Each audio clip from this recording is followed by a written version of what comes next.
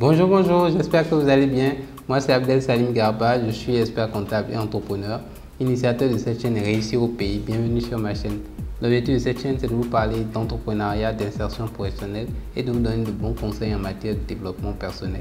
Parce que je suis convaincu que le développement de l'Afrique ne peut venir que par sa jeunesse et que la jeunesse africaine doit prendre ses responsabilités pour vous donner les couleurs à ce continent. Si vous êtes nouveau sur cette chaîne, nous sommes sur Réussir au pays et j'espère que le contenu de cette chaîne va avoir de l'impact un minimum sur vous parce que c'est ça la mission de cette chaîne. Alors aujourd'hui, je vais vous partager avec vous les 10 conseils de Barack Obama que spécialement je dédie à la jeunesse africaine parce que il en parle à la jeunesse mondiale, aux Américains, mais là moi j'en parle aux Africains, à nous, notre génération, à nous, notre jeunesse. Le conseil numéro 1 de Barack Obama, c'est que prenez soin de votre éducation. Il dit en fait que quel que soit le domaine de la vie que vous voulez embrasser, quel que soit le métier que vous voulez faire dans la vie, il va falloir que vous appreniez à vous former, à vous éduquer. Si vous voulez devenir un grand écrivain, malheureusement, vous ne pouvez pas le devenir si vous ne faites pas déjà à l'école les exercices de français, les exercices d'anglais, les exercices de littérature. Si vous voulez devenir un grand inventeur, malheureusement, vous ne pouvez pas le devenir si déjà en classe, quand vous êtes sur les bancs de l'école, vous ne faites pas les exercices de devoirs de physique, les devoirs de chimie, les devoirs de mathématiques. Donc, quel que soit le domaine que vous voulez embrasser, quel que soit le métier le métier que vous voulez embrasser dans l'avenir, vous allez devoir prendre au sérieux vos études. Donc, l'éducation, c'est la base. Ça, c'est la règle numéro 1, c'est la règle numéro 1, le conseil numéro 1 de Barack Obama. Prenez soin de votre éducation. Un peuple sans éducation est un peuple destiné à l'échec.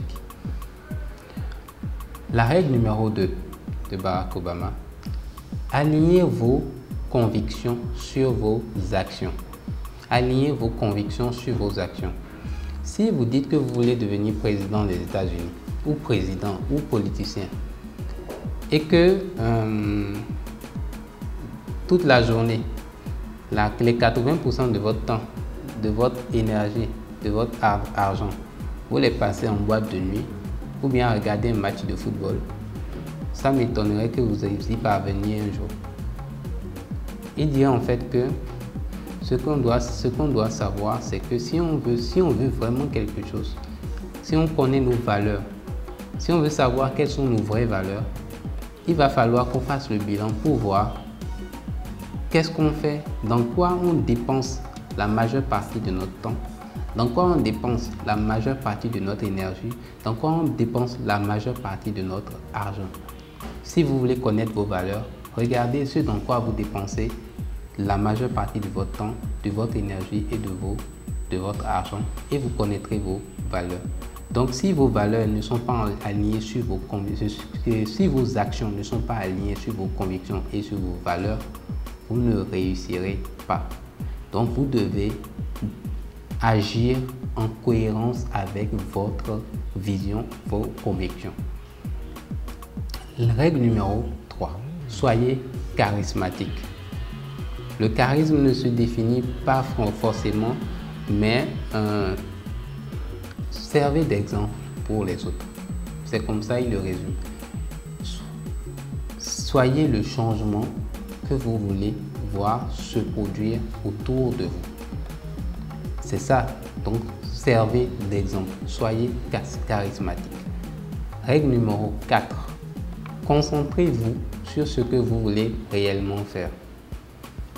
Il dit en fait que quand il était à la Maison Blanche, chaque année, il recevait en moyenne 200 stagiaires. 200 stagiaires et à la fin du stage, les stagiaires ils sont dans plusieurs départements. À la fin de l'année, à la fin du stage, je crois que c'est à la fin de l'année, il regroupe les stagiaires pour faire un bilan avec eux de comment le stage s'est passé, qu'ils donnent leurs impressions et ils posent des questions au président de la République, au président des États-Unis. Donc c'est aussi une très bonne chose pour les jeunes là, pour leur permettre de rêver, donc de devenir président. Donc il dit en fait, s'il y a un élément qui est toujours drôle chaque année pour lui, c'est qu'il y a toujours un individu dans la salle qui à chaque fois indirectement lève la main pour lui poser une question. Et de façon indirecte, il ne le dit pas directement, mais de façon indirecte, il lui pose la question de comment je fais pour devenir président des États-Unis. Et il dit en fait que, en plus que le gars est sincère, hein, quand le gars se lève la main pour lui demander comment il peut faire pour devenir président des États-Unis, que le gars il est sérieux quand il lui pose la question. Donc c'est pas que le jeune homme il est en train de faire de la comédie. Donc ça lui fait sourire souvent et il dit que qu'est-ce qu'il répond à chaque année à ce type de jeunes là, c'est que vaut mieux se concentrer sur ce qu'ils veulent faire de leur vie plutôt que se concentrer sur un titre, sur une position. Parce que en réalité, il dit, supposons que vous voulez devenir président des États-Unis, ça pourrait vous prendre 10 ans, 20 ans pour le devenir. Mais que en réalité, quand vous allez y parvenir, la moyenne des gens qui, pour eux, leur seul objectif, c'était la position, le titre, et pas le contenu, la valeur qu'ils peuvent apporter aux gens. La majeure partie de ces gens-là, quand ils arrivent, ils ont le poste ou le titre, ne savent pas quoi faire du titre. Ils ne savent pas quoi faire du titre. Ils deviennent que ça, c'est un problème même général en politique. Que beaucoup de gens veulent devenir politiciens, machin, président, juge, etc. Juste parce que les honneurs... Donc, oublie l'essentiel. Le rôle que ces personnes-là doivent jouer dans l'économie, dans la vie. Donc, concentrez-vous sur la valeur que vous pouvez apporter, sur le sens que pour vous veut dire le mot président si vous voulez devenir président. Et travaillez à ce que, même si vous n'êtes pas élu président, au moins vous ayez déjà le comportement d'un président. Parce que ce n'est pas quand vous êtes élu président que vous allez commencer à chercher ce que vous allez faire. Ça veut dire que, en fait, vous allez aller nulle part. Donc, il dit concentrez-vous sur ce que vous voulez réellement faire et pas sur les titres, les positions. Parce que tout ça là, c'est juste c'est juste éphémère. Ça me rappelle un auteur, je ne me rappelle plus lequel, qui a dit ça. Ne soyez pas, ou plutôt, ne cherchez pas à devenir une personne qui a du succès, mais cherchez à devenir une personne qui a des valeurs. C'est important. Donc, la règle numéro 5. Donnez toujours, apprenez à redonner à la communauté. Il dit, quel que soit ce que vous faites, quel que soit le niveau de succès que vous atteignez, quel que soit le domaine que vous embrassiez, si vous voulez, certains d'entre vous vont vouloir être des hommes d'affaires, c'est excellent. Quand vous réussissez dans les affaires, apprenez à redonner à la communauté.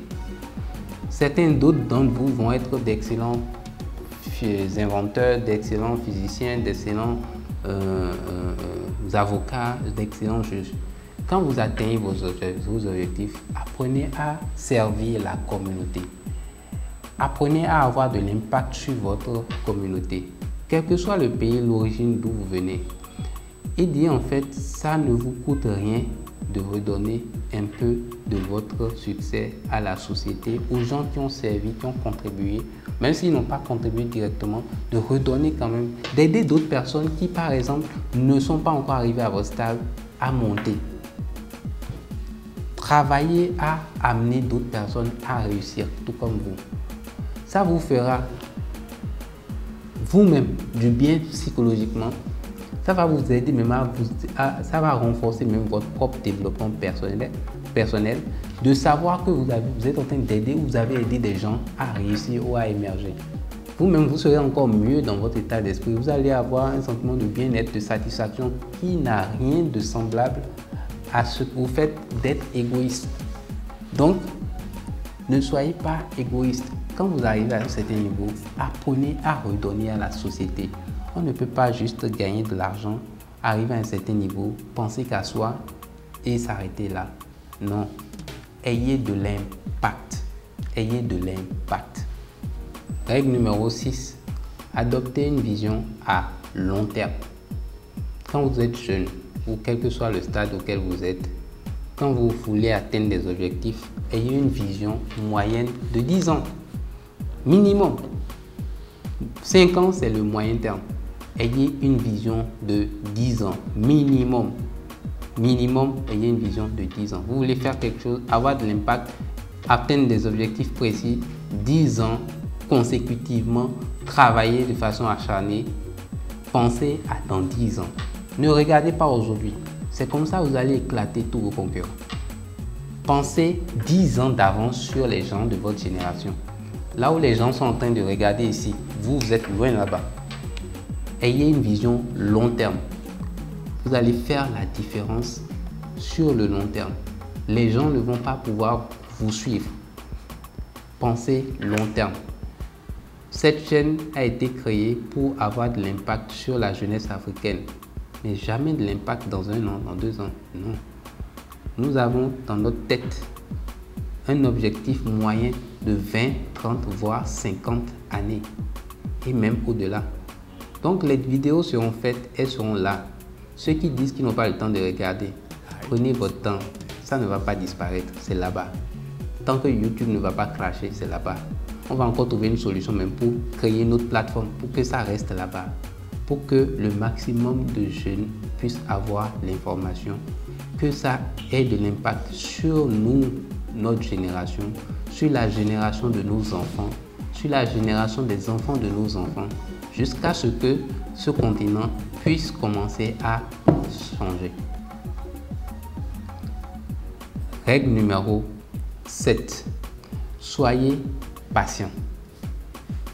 Aucun changement, aucune révolution ne s'est faite de façon brutale ou de façon instantanée.